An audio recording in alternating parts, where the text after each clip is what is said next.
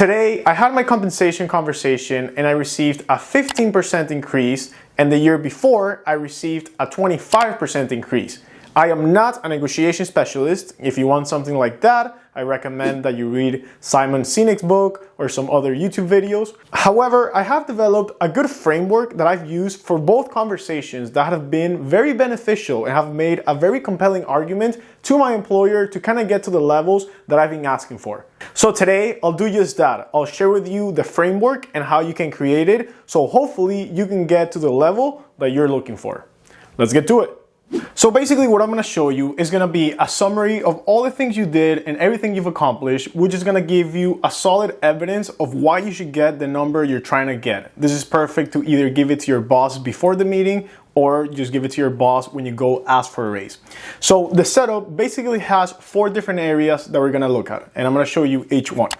The first question is, what are the recurring tasks and responsibilities? What are the things that you do on a daily, weekly, and monthly basis?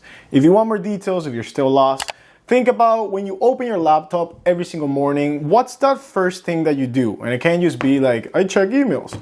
Think about what are the recurring tasks and responsibilities. You just want to show to the person that is reviewing, whoever's going to give you the salary increase, you just want to show what is it that you actually do.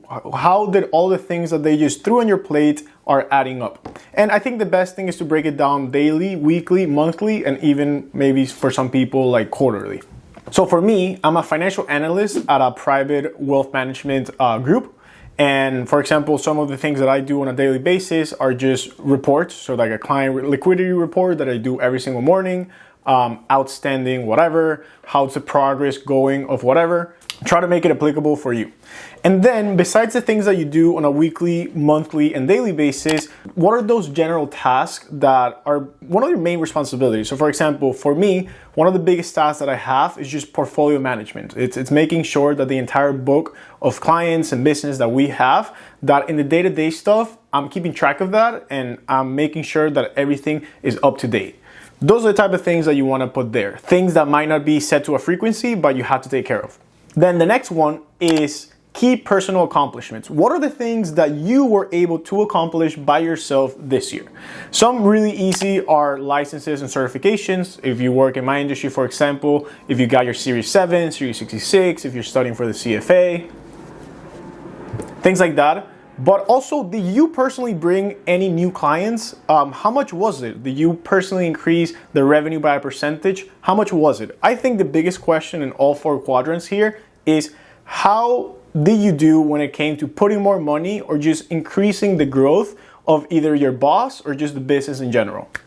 Another one that I really like are, what are the things that you took initiative on and how do you do on those tasks? Do you make anything more efficient? Do you decrease the time that it took you to do something because you spent some time doing that and you made it more efficient?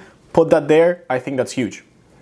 And also responsibilities that you were able to move from your higher ups so they can do things that are more important and you were able to take upon yourself. I think those are key.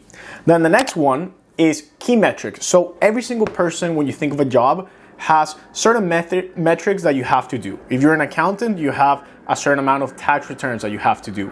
If you are an analyst at an investment bank, you probably have a certain amount of deals that you're working on at the same time. So for me, in my example, is trading. Trading is one of the biggest aspects of my day-to-day. How did I do in that aspect this year? And how did I evolve from what I was doing the year before?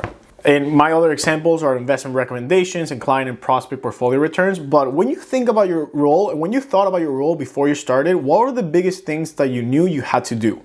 Put them there. And more importantly, when you reach the next year, think about how you improve in those areas and document it. What I did this year is that I put my sheet from last year and then also from this year. And the last one is, what was my contribution to the main team events? So for example, in key personal accomplishments, I mentioned what were the new clients and prospects that I brought over.